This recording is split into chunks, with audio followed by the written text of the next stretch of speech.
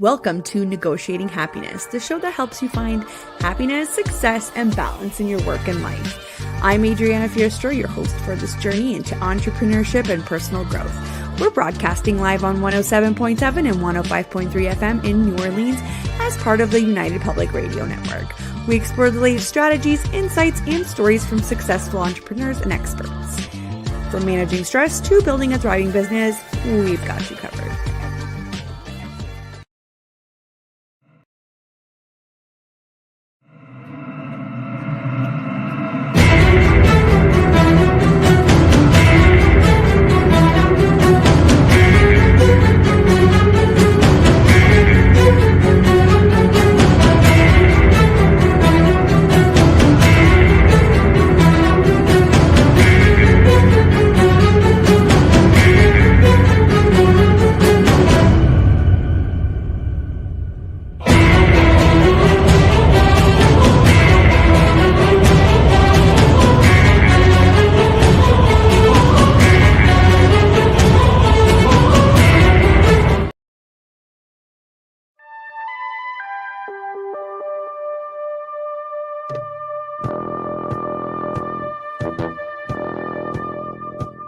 Tune in to UFO Undercover, Wednesdays at 8 p.m. Eastern, with your host, Joe Montaldo, right here on the Paranormal Radio Network.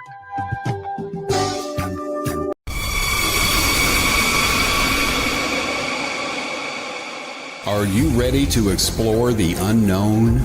Dive into the world of the strange, mysterious, and unexplained with Eerie Expeditions magazine.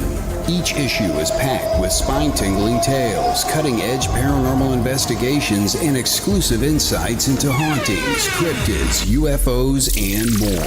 Whether you're a seasoned investigator or just love a good ghost story, Eerie Expeditions magazine has something for you. Join our growing community of truth seekers and adventure lovers. Subscribe today at EerieExpeditionsMagazine.com and unlock the secrets of the supernatural. Are you ready? That's EerieExpeditionsMagazine.com, where the extraordinary is just a click away. Dare to discover.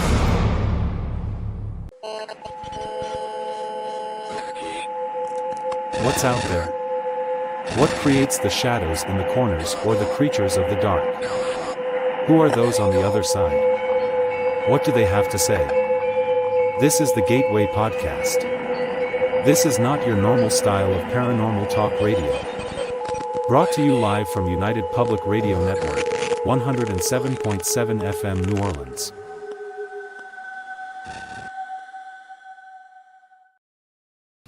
Welcome to this episode of The Gateway, live from United Public Radio Network, 107 FM New Orleans. I'm your host, C.L. Thomas. Hello from Las Vegas. First, I want to say thank you to United Public Radio Network, 107.7 FM New Orleans. Without them, the show would never happen. And without you listeners and support, again, the show would not happen. You've been listening to one and only Sean Kelly and his show Into the Night. If you missed his show, he has another one on this Sunday. I think it's at 3 o'clock Pacific, or no, 3 o'clock. It might be Pacific time. I got to find out that time for you guys because every week I say it and then I never know the exact time. It's in the afternoon though. In Vegas, it's been windy and rainy. It's a little bit cold today, which is surprising, and it's super windy. So we have one of those eerie kind of days going on. It's been like this for the last few days. I just got back from Sacramento, California. Has anyone ever been there?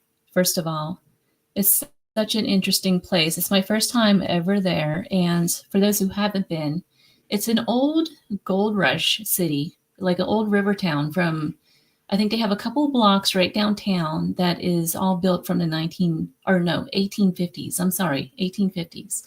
The reason I'm thinking of the 1950s though, is that everybody thinks that they're experiencing the historical side of this little historical gold rush town. And the way they do that, they buy these complete junkers. I kid you not, like 1990s junkers. And then they fix them up. Some of them were from the 70s too, but they fix them up and they completely pimp out these cars.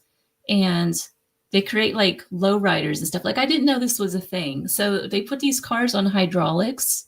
It's the weirdest thing. And they just drive around these 1850s buildings over and over again. It's so weird. But anyhow, it's an old town. There are a lot of neat history and a lot of hauntings in that place. It's really, really cool. But I just thought that the low riding thing was a little weird.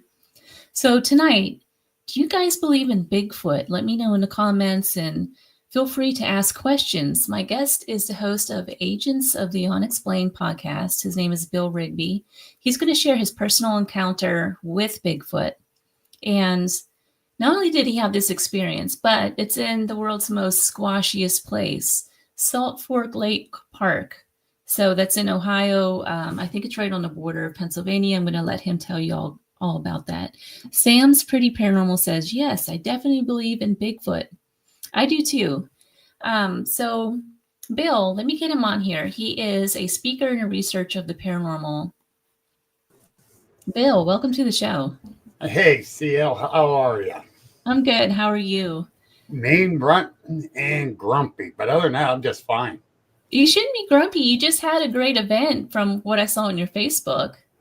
It was pretty good. It was pretty good. Attendance was down a little bit, but it was still a good event. And I'm still worn out.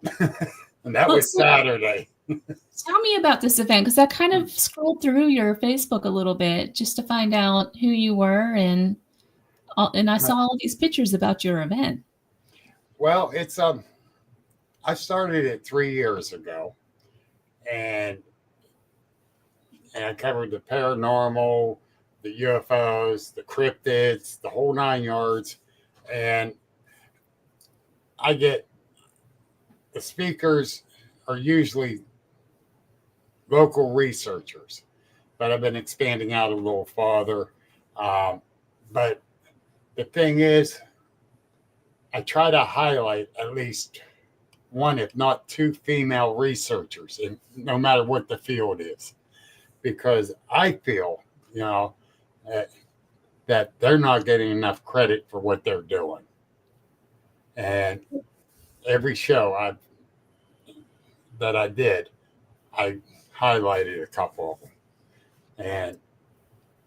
But the speakers this time, I had Amy Boo from, she'd been out to the Pacific Northwest. She got Project Zoo book. I had my buddy Jim Sparks. Sparky has his own little group of paranormal. I can't remember exactly what it's called, but he does the paranormal and Bigfoot. We've done a lot of researching together. Fred Saluga, old man Fred, man, he's been researching for 50 years plus. And then I had my friends from Hillview Manor, Haunted Hillview Manor from Newcastle, Pennsylvania, Dale Rogers and Danny. Donnie. They gave their talk about their experiences there and out of there. They were awesome too. Kurt, her talk was good. Amy Boo's talk was good. The thing is that that is to help people learn more on the different fields. That's why I started this event. So how long has this been going on? How long has this event been going on? This is the third year. Okay. I'm definitely going to come next year for sure. Well, you got it. You got it. So I have a lot of questions just from the people in the chat. So first of all, do I call you the Squash Man? I saw a reference to that in the comments. No, there is Squatch Man in the comments. So you don't want me to call you that? You go by Bill? I go by Bill. Just checking. People say I'm the Bigfoot guy. Even though I do the paranormal, the UFOs, but and I at 14 years of age, I saw a UFO. My first UFO. I had a premonition of a friend's son getting run over, and I kind of try to end that premonition because it did happen the next day.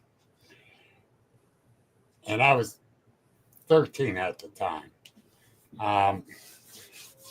But the thing is, I finally got to see the Bigfoot.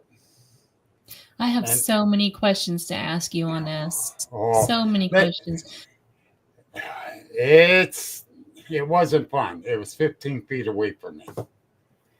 Well, before you get into that though, let's start with you telling us about you. How did you, was it your Bigfoot experience that got you into this whole thing? Were you in it as a kid? What happened? That Patterson Gimlin film piqued my interest. I always believed in the paranormal. Seeing the UFO at 14, it's like, yeah, there's something else out there. But as I got older, I went into the service at 17. I get out. Now I got to do the adult thing and get a regular job, settle down, the whole 9 yards. And I turned around and went and did a lot of hunting, spent a lot of time in the woods. I love the woods. That's my solace. And I hunting in West Virginia, Ohio, New York, once up in Michigan, of course, Pennsylvania. And yes, it is your fault, Michael Anthony. And so, I'm seeing these tree structures. And it finally dawned on me, it's like, they're everywhere. And so I start Googling and researching, and it keeps coming back to Bigfoot. It's like, okay, so maybe they're not out west. And so I had to laugh, and say, all right, I'm going to start doing some more investigating. So I joined a few groups and started going out researching with a few of them. And I'm like, man, this is just like going out hunting. You're checking for tracks and signs and the whole 9 yards. Yeah, I guess it kind of is, isn't it? Yes. And I knew how to track from years and years of studying it and learning how to track and the whole 9 yards. And then you turn around. The same year I had my sighting here in Mercer County, I found a trackway that went for over 100 yards. And talk about like a kid in the candy store, man. I got my phone out, I'm videoing, I'm taking pictures. I went and got my casting material out of the car, mixed it all up, I'm casting. Yes. Oh my God, I'm so excited. And I'm serious. I'm bouncing all over. And what was weird about it, I'm walking beside this trackway that went down 3/4 of an inch. I'm walking beside it. I hardly even made a dent into the beach area. I'm like, whoa. And this was 14-inch long by 7.5 inches wide footprint. I'm trying to wrap my head around how big that is. Yeah, it's big. Yeah. I wear size 10.5, and that's big. What size shoe does Shaq wear, you think? 20-something. Yours, he goes to my gym, so I'm trying to do the sizing here. No, wait a minute. He goes to your gym? Yes. Get me an autograph. And some pizza. He's like a monster. He's towering over me. He's like a complete monster. But, so I always try to compare everything that's big to Shaq now. Yeah. How tall are you? 7 foot something? Yeah. Oh, he's tall. He's up there. 7 foot something. Yeah. He's big. He's big. But, so 28 or 32, Kurt says. Jesus. I wouldn't want to get kicked by it. But so I'm so excited about it. I found this and I got the casting made. It's in there. My friend that was with me, Brenda Sproul, she ran to Walmart, got kids plaster to make her own cast. And we, clown shoes. And so we get hers mixed up and got it going. And I'm so excited. And I felt the top of mine. Oh, it's dry. It's dry. No, it wasn't. I go to pull it up. It just crumbled everywhere. I should have left it for a day. Yeah, so I ruined my very first cast. Then we turn around. I told her, we're coming back tomorrow for this. How many times have you found Bigfoot tracks? A lot. Really? A lot. And this one farm that me and Debbie Preggy do. Mr. Sean, how you doing, brother? I'm going to say we found a good dozen different prints there at different times. But the thing is, these were singles, maybe two, not a whole trackway. So I'm all excited. Then that trackway was in the beginning of March. And it was still kind of cold out. So we know nobody's walking barefooted on that beach. And turn around, a little over a month later, right up the road from where we were there, a female woman that worked with the police department had this one cross the road in front of her. Right in that general vicinity. I don't know if it's the same one that left the tracks that we found or not. We found signs through that area of a bunch of, there could be several. I'm not going to say a whole bunch, but there could be several in that area. Is this all around the Salt Fork? No, this is up in Mercer County, Pennsylvania. Okay. Right around the Shenango Reservoir and north of it. And it's still like Appalachia, right? We're on the outskirts of it. We're right on the Ohio line. Salt Fork is Cambridge, Ohio. It's 2 hours southwest of us. Where I had my sighting.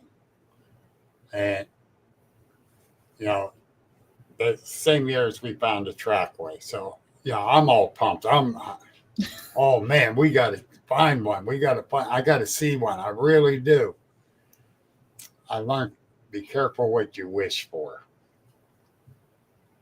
I got invited, it was in August that year, to a camp out at the group camp area there at Salt Fork with the SOSPI group that they do once a month camp out at Salt Fork. And turn around, Jack Warren, my buddy Jack Warren's the one that invited me. And so I said, yeah, I'm going to go. I told Debbie about it. She said, oh, I'll go. And I know some of the people that goes to that. I don't care if you go or not. I got my van. I'm staying in it, And so we go. Hi, Trina. So I go the very first day. Then I met this Mike Bennett. And he looked at me and says, you want to go travel around, check things out around here since it's your first time?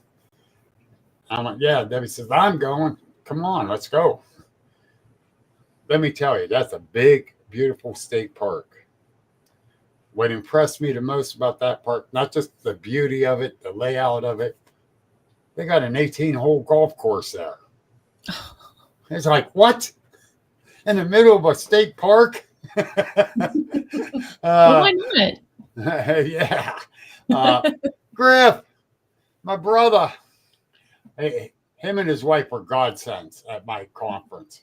They really were. They helped me out big time. And I can't appreciate anybody anymore. Yes, a lot of belief in it. But anyhow, so we traveled around for a while, checking out that park. And it's like, yeah, I believe they are here from things we're seeing. We get back to the group camp area. We're BSing with some people. And then I turn around and say, we're going to do something tonight. He says, well, we can go right now. We'll go right down the Buckeye Trail there if you want. I went, yeah, let's do this. He says, we'll go in about 90 paces, stop, look around, listen, see what we can hear or see. Okay. He didn't tell me before this that they had them sighted all around the group camp area, watching everybody. Okay. Nope, that's fine. We went in that 90 paces, something threw like a little stone or a nut up from the left. I didn't pay much attention to it. We end up moving up another 90 paces or so, and it happened again. Something from the left come tossed up to us. I'm thinking some idiots down there messing with us. And putting a hole one in what? Oh, hole in one. Yeah. Actually, we found a trackway coming down from the golf course down into the woods toward the lake. Near the cabin area. But so it's like, okay, this is getting a little freaky. And this is at dusk. We go on up a little farther and checking things out. Same thing to the left. Debbie's starting to get freaked out. She says, I don't want to go any farther. And she had this scope. And I said, give me your scope. I'll go up. You stay with Mike. I'll go up and check things out. Now I'll wave you up if it's safe. So she's watching to the left. I get up there. I kneel down. I'm adjusting the scope like this to look at it. In the corner of my right eye, I saw a little movement. I turned and looked right inside the tree line, 15 feet from me. There it was, knelt down like this, looking at me. Wow. No, were you scared? I never got scared a day in my life. Till then. And that's no lie. I've been startled, yes. Scared, no. A lot of people, when they say that they have these sightings, they always allude to a certain smell that comes from them. Did you smell anything? No. And that's not always true. And I still think they do that as a defense mechanism. Tell you the truth, like a skunk does to spray you. I think they do that to make you get away. That's my theory. I can be 110% wrong. But it didn't stink. And I didn't hear it move into that area, as big as it was. I cannot tell you the eye color because I would not look at the eyes. Because as a hunter, you learn not to stare a predator in the eyes. That's a sign of aggression. So, but I did see his hair, the shape of his head.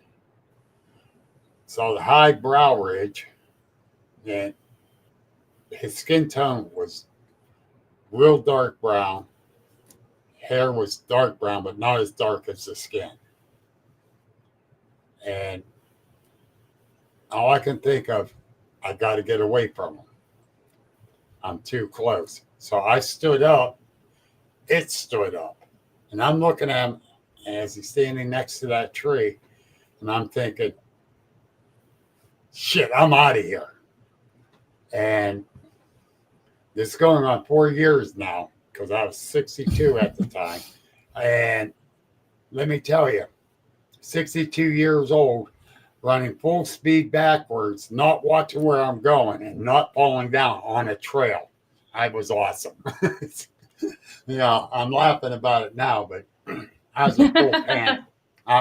Full panic. And it's getting dark, and it's darker inside the wood line. Go ahead. No, go ahead. Continue your story. I'll ask you in a minute. So I want you to continue the story. I'm yelling back at Mike, lights, and he's trying to figure out what the hell am I saying? And then he realized, so he hit his big spotlight and he shined down over the woods. He could see which way I was looking. And I go, did you see it? Did you see it? And he goes, I saw Bigfoot's ass. And I went, what? He says, yeah, I was going down over the hill. I saw the backside.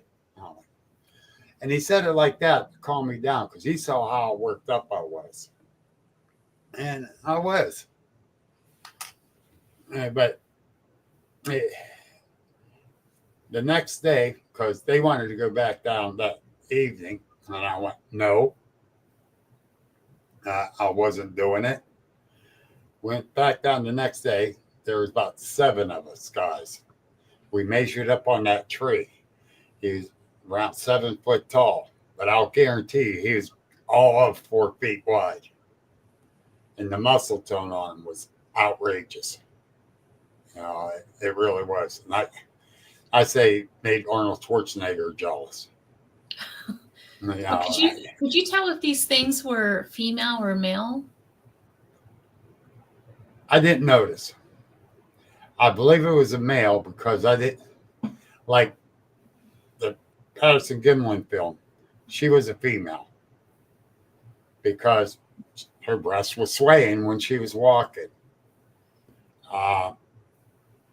I didn't notice breasts, so I'm thinking it was a male juvenile.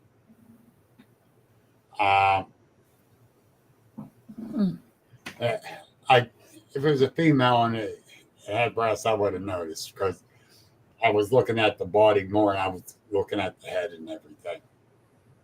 So it's just see, you wanted to join the fun. No, actually, what I think, and I'm going to tell everyone, I believe they were doing what the Indians called count and coup, which is see how close they can get to a person without them noticing they're there, even slightly touch them so they don't know you're there and get out of there. And that's what I think he was trying to do. And all I can say is thank God he wasn't aggressive or I wouldn't be here right now. That's an interesting point that I've never actually heard anyone ask in relation to Bigfoot. Are there Native Americans in the area? Are there any historic stories of Native Americans contacting these things from that particular area? Yeah. William Nighthawk. He's on Facebook. He has some good stories. There's been some native stories handed down over the years. And it's interesting to get their take on it. And I have a problem with people that want to say they're one thing but they don't have an open mind to, like they're saying they're just flesh and blood or they're interdimensional. I got a problem with that.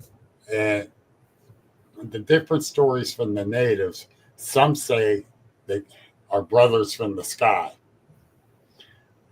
Others say are brothers from the woods, are hairy brothers from the woods, and stuff like that. So, you know, Do you believe that they're interdimensional, or you just don't know? I don't know. What I saw, I believe, was flesh and blood. I believe it now. Is it? I don't know. You know, because I've got reports, I got pictures of, like, in the snow behind these people's house, there's a trackway going, and they just stop. There's no trees close to it, no outbuildings, no nothing for it to jump up on to get out of there. They just stop, and you can tell they never backed out from the tracks. So they just like vanished in the thin air? What happened to them? Did they beam me up, Scotty? I don't know. You know, the thing is, we really don't know what they are. And if someone tells you this is what they are, they don't know. They're full of it. Because we don't have enough information on them. All these years, and we still don't have squat for information on them, considering. And up to the point that with my sighting, I believe we needed DNA to prove they're out there. I don't give a damn about DNA right now. I saw one. I know they're out here. Now, all I care about is finding out what they do, why they do, how they do it, what they're doing, stay warm in the winter, everything what goes on with them. I want to know everything now. And I don't have enough time left in my lifetime to figure that one out, but still. Right. It's an interesting thing to study. And that sighting really changed my perspective on it all. It really did. And about 6 weeks after my sighting, there's a bunch of Bigfooters got together just to camp out at this church camp in Columbiana County. Not to do no research or anything, just to end of the year, get together, relax, enjoy the surroundings. And I got invited to it. Well, I was asked to get, because they knew I had my sighting. A few of them did, the rest of them did, and asked if I'd share what happened.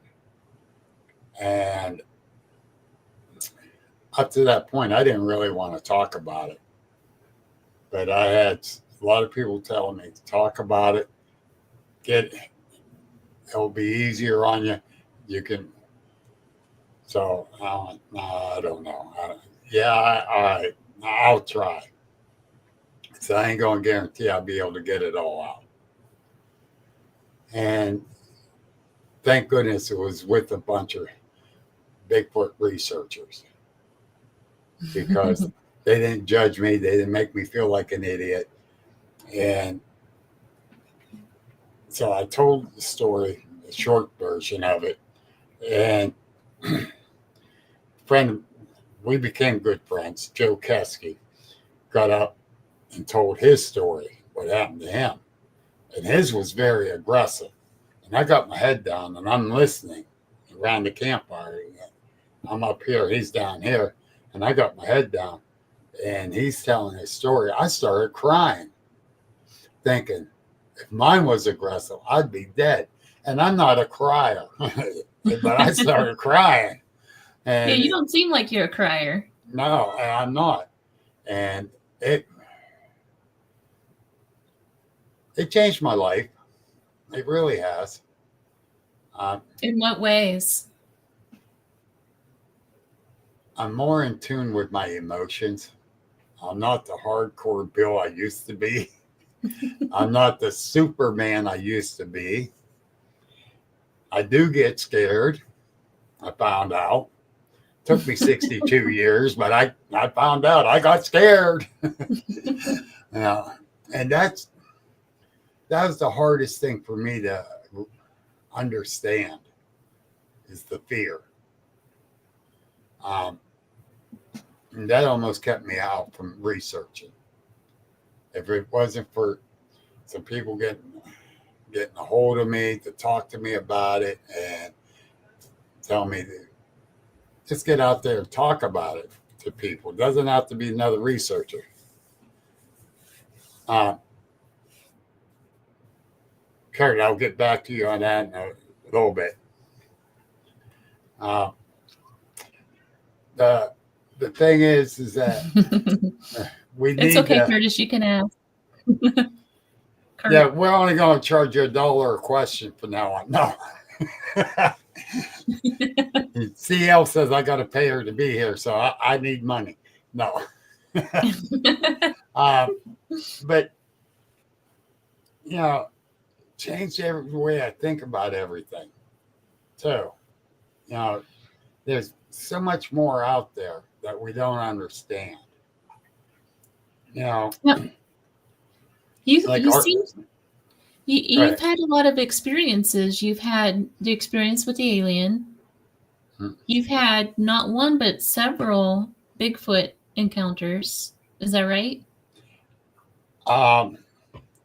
Before my sighting, I believe it was a Bigfoot because it was bipedal. It was heavy steps following me, but it was on the other side of this big brush line. I could not see it. It was very interesting with that. Have you had any experiences with like ghosts or anything like that? Yes. Oh, yeah. Hillview Manor, the old Butler VA hospital. Oh, my God, that was crazy. So much experience there. It was totally crazy. So with all of that paranormal experiences, do you think that it takes a certain person? Do you think that you were chosen is what I'm trying to ask. Do you think you were chosen in some way to have all these experiences? I don't know. Sometimes I think I might be. Other times I think I was just in the right spot at the right time. Because you're looking for it. Yeah. Okay. Exactly. And I did my podcast here beginning of March at Haunted Hillview. It's on a Wednesday night. Their opening for the season was Saturday. So it worked out to help with their opening, even though they do Donnie and Dale do a live every Wednesday night. They help with the opening, help promote it. And plus it did a lot for my podcast because there was a lot of crap going on there, let me tell you.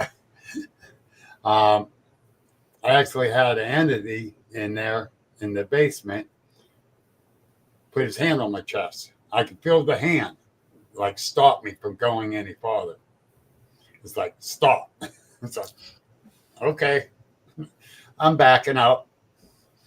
Dale, something just stopped me, slapped me in my chest.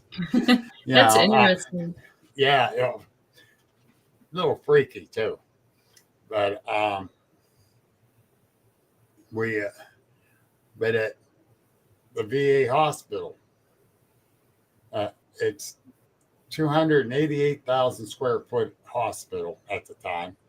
It was 5 floors, basement and sub-basement. And every damn floor had something going on in it. So that sounds amazing. It is. I would love to go there. I would love it. The red tape we had to go through with the government to get in there. That was the problem. And they're probably going to be tearing it down soon, and that really upsets me. Oh, wow. Really? Yeah, yeah, Hmm. yeah. Well, they can't get anyone to take the building; it's too big. Are they selling? Is it for sale? They was trying to transfer it to another government agency.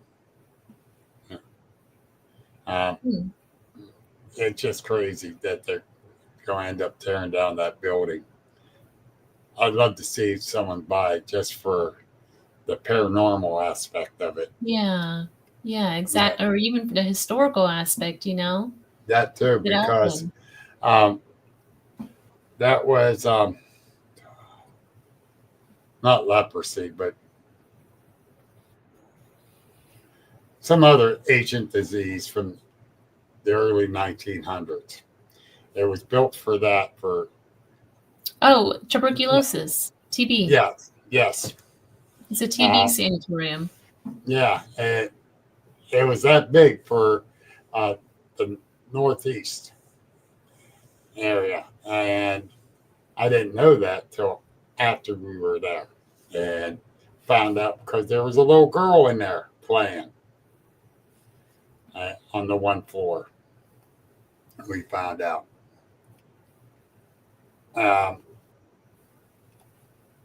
But she was there because her mom was the head nurse and the dad was the head administrator. All three of them are there now.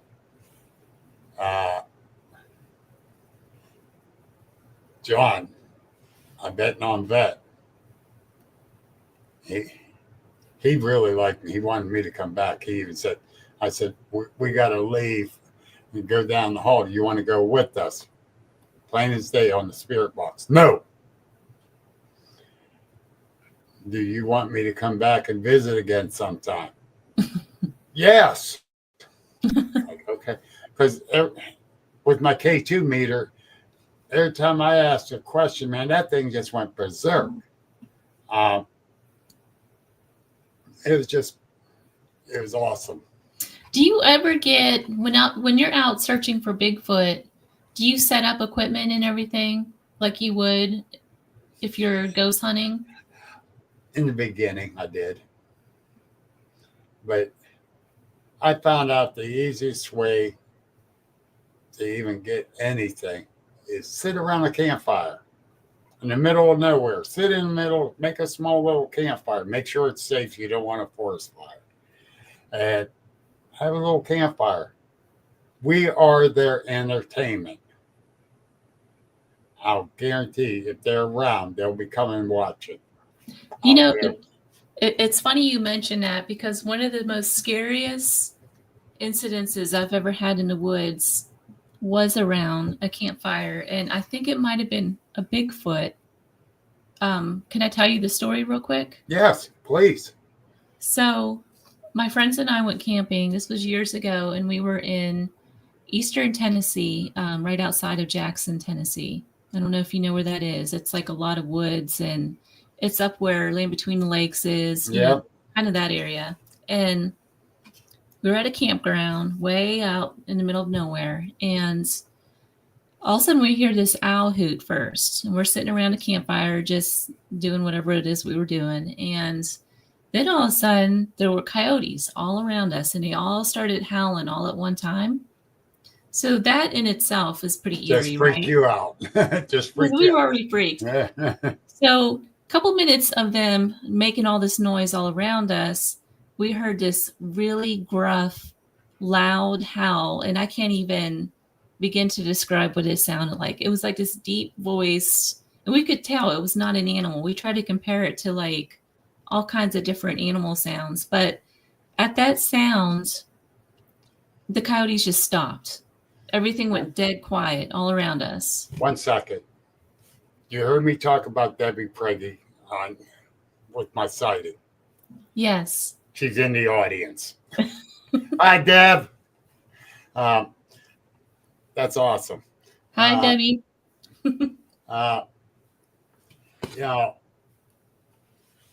With the coyotes, I'm walking down the one trail out at the reservoir, with a friend of mine, and we get between the road and the lake, and there's a ditch there, and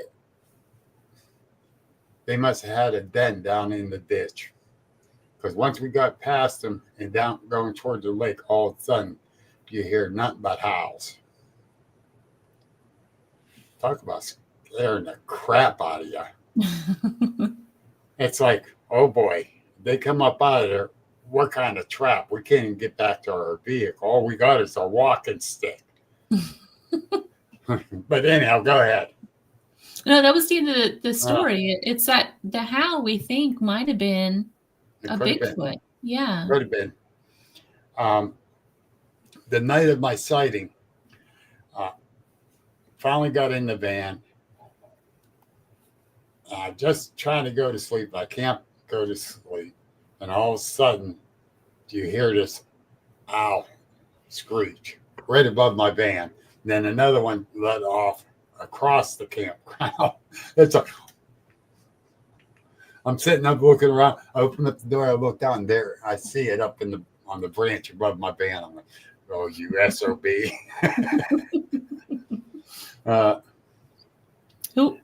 The Bigfoot thing, are there other people who have spotted the Bigfoot in the areas that you've had experiences in? Yes.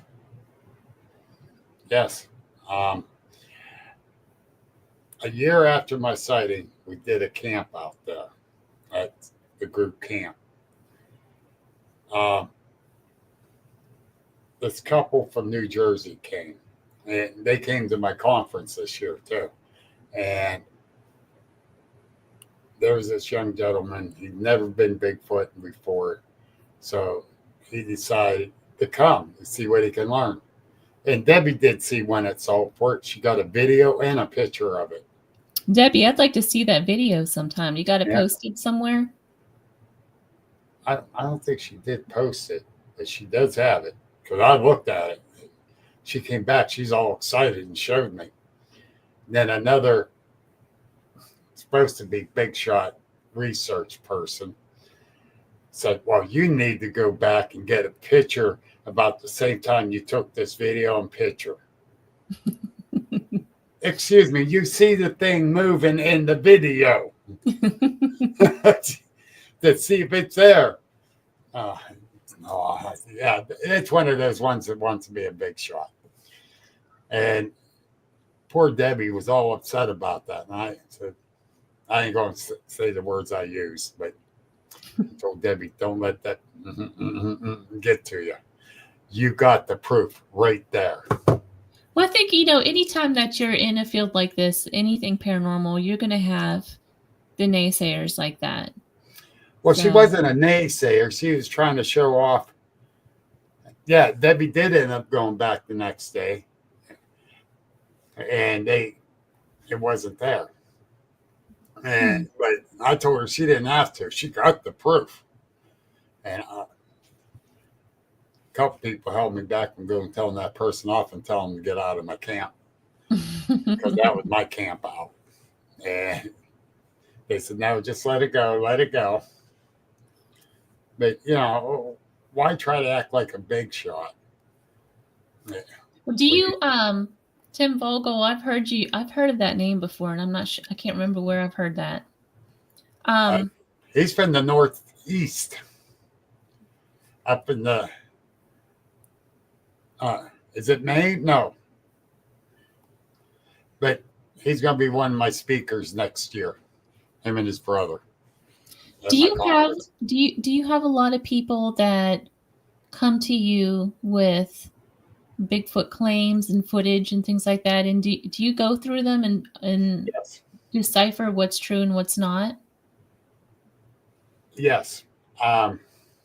Actually, I had a lady come up to my conference just to find me, to tell me about when in her driveway. And when her son went out to take the garbage out, it growled at him. And he dropped the garbage bag in the driveway, ran back in the house, refused to go back out. the next day he goes out with a gun. And ever since, he goes out to go to the vehicle with a gun because it scared him that bad. And we're going to talk later this week. I told her, I said, we got to get together later. I says, I'm tired and I'm running all over the place. I don't want to screw this up. I want to get the whole report from you. I says, get a hold of me this week and we'll go over everything. I'll come out with a couple more researchers and we'll investigate this big time, see what we can come up with for you. There's never been any cases though where people have gone missing or gotten hurt or anything from these creatures, right? Or are there? I heard stories. I don't know how true they are.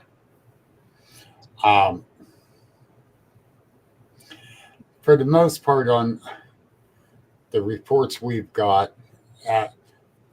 they're not aggressive. There is some that are aggressive.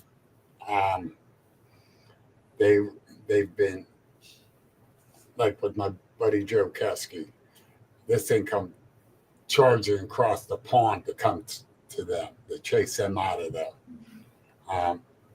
If they would have stood their ground, would it have attacked them? I don't know. I heard stories where people got attacked, a lot of bluff charges.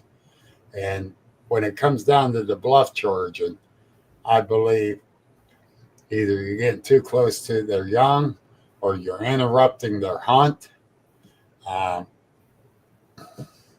what's a bluff charging? I'm not sure what that is. They come charging at you and then they stop. Okay. Yeah, just being real aggressive charging, and then they stop, just to get you going. Just to kind of scare you off, kind of thing. Big time. Mm-hmm. And believe me, that would have scared me off.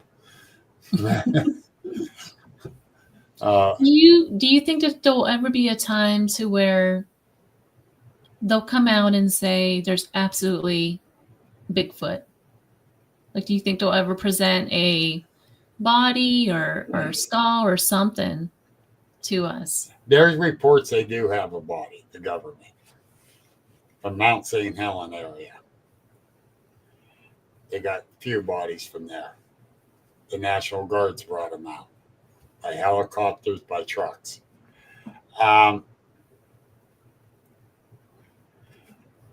Look how many years it took them to come out with a little bit of UFO information.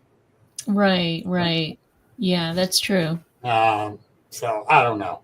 A friend of mine, he was a Navy officer, and he ended up getting stationed at the Pentagon.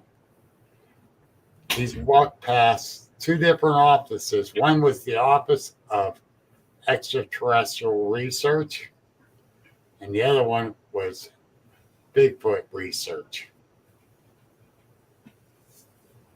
Now, this was back in the 80s. So,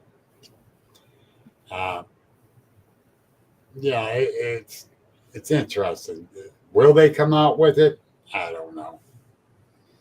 These creatures, they're reported all over the place. Like there's a Sasquatch of the desert. They're in the swamps. They're in the Appalachia. They're in California. Are these all the same creatures? Probably different. How can I put it? Different nationalities, like us humans. They come all sizes and shapes and hair colors. I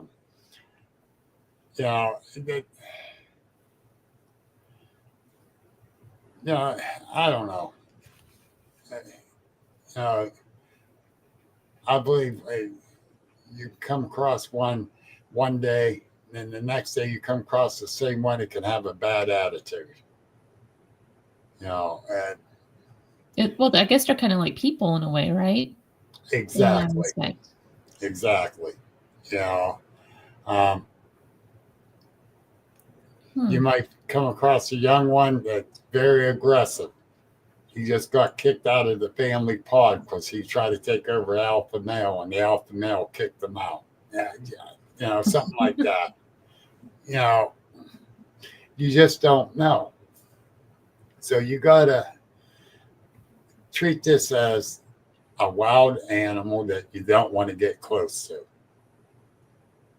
Believe me, you don't want to get close to him. He's big. But no, seriously.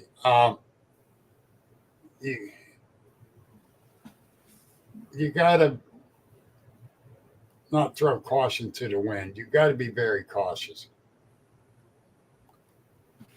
So what do you think, like these creatures is there anything in your research that you hear about and that are similar to all of the sightings all over the place? Like, is it the same when you hear the stories from like Northern California, for instance?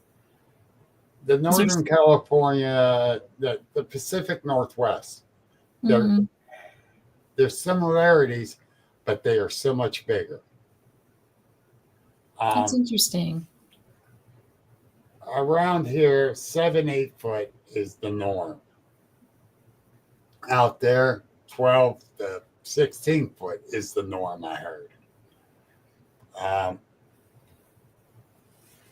Mainly because the size of the woods. I don't know.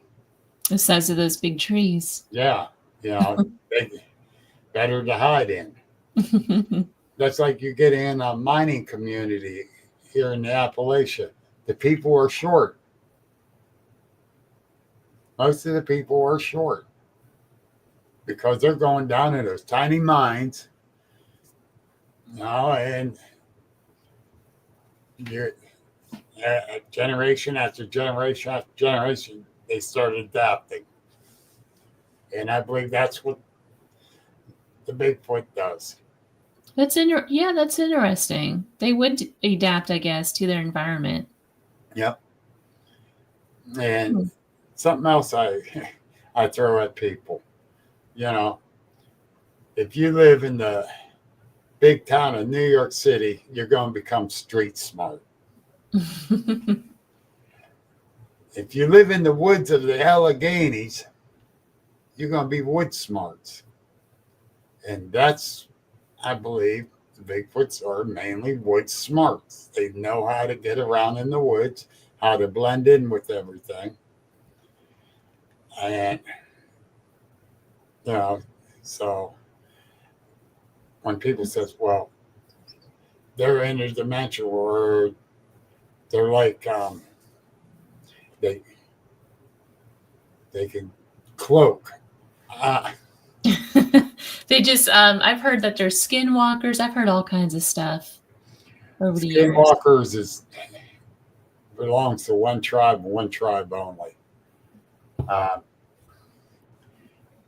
I learned a lot about that. Now, different tribes got different demons. And the skinwalker is a demon. It is not a cryptid. And I learned that, and I've become very adamant to tell him, you got it wrong. Don't call them cryptids. But, like you go down in Florida, you got the swamp ape down there. Yeah. They're shorter. They are Skunk shorter. Yeah. They are definitely shorter. You just don't.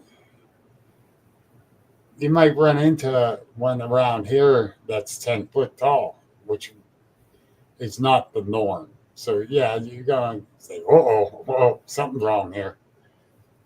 But why is it, though, that these creatures, if they're so big, why can't we find the caves and, what's the reason behind that? Like, we can never find where they're actually sleeping. Or do you? I found a couple nests. What'd they look like? Trees interwoven in a big circle. The one, there ain't no way in hell a man made a hunting blind out of that one.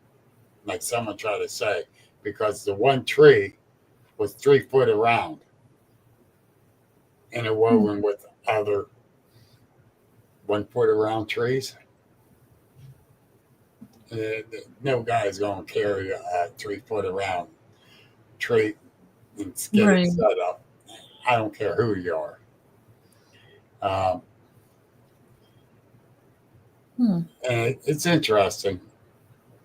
And you could tell that nest was old. Was it still being used? I don't think. Well, Bill, we are at the bottom of the hour. I so appreciate you coming on and telling us your story. Appreciate it. I really do. Do you have plans to write a book or anything? Yes. Okay. I'm in the process. In the process. Great. And when will that be out? Oh, good question. I got to sit down and keep working on it. I work on it a little bit and quit. Work a little. And it's going to be not an expert look at Bigfoot. I like that. I do. There ain't an expert out there, so that's going to be the name of it. Debbie says, "Oh Lord, don't tell him that." She I like want a signed copy. That's why. So where can people find you online? Do you have a website? I Where got can it. they find your podcast and where can they get in touch with you? Agents of the Unexplained.net is the website. Agents of the Unexplained, the group page, which is a private page you have to join, answer the questions to join. I got Agents of the Unexplained podcast page on Facebook and on YouTube. Or you can just look up Bill Rigby. Look for this ugly mug with a white shirt, or green shirt, I mean. And that's the Bill Rigby. And just look for some guy holding a Dr. Pepper bottle. There you go, Danny. I was just going to ask you about that because I've been seeing that in the comments, the Dr. Pepper thing. Is that your favorite drink? That's the only drink. Okay. Believe me, my friends all know.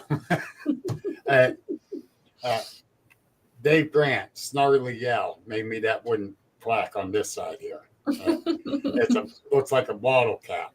Solid oak, man. Gave it to me at my conference. And then Cool. You can find me there. Find me Wednesday nights at 7:00. Heidi, you are really late. We miss you. She's so late. Sorry, Heidi. We're signing off. Yeah. Catch me at 7:00 Eastern time on YouTube or the Agents of the Unexplained Podcast page on Facebook for the podcast. So, Bill, thank you so much for taking the time to be on. This was a lot of fun. Thank you for having me. This was fun. And thank you, audience, for being out here. Yes. And putting up with us. Thank you. And I'm definitely going to have you back on again, especially when you get your book written. And Okay. I'm going to definitely look up your event in June for next year. Yeah, that's going to be June of next year. June 6th supposed to be. Yeah. We're going to have bands, food trucks, vendors, speakers. Bigfoot on the river. It's going to be fun. I definitely look forward to that. Thank you so much, Bill. And thank you, CL. Oops. I cut him out. I'm sorry, guys. You've been listening to The Gateway, your portal to the unexplained, the mystical, and the otherworldly, broadcast live from United Public Radio Network 107.7 FM New Orleans. I'll be back next week at 6 p.m. I can't tell you the guest just yet because they canceled. So I got to find a new guest. I might just have an open line.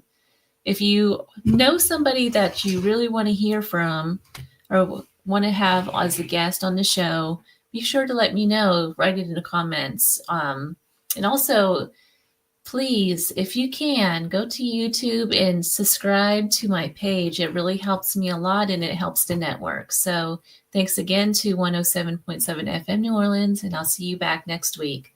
Thank you.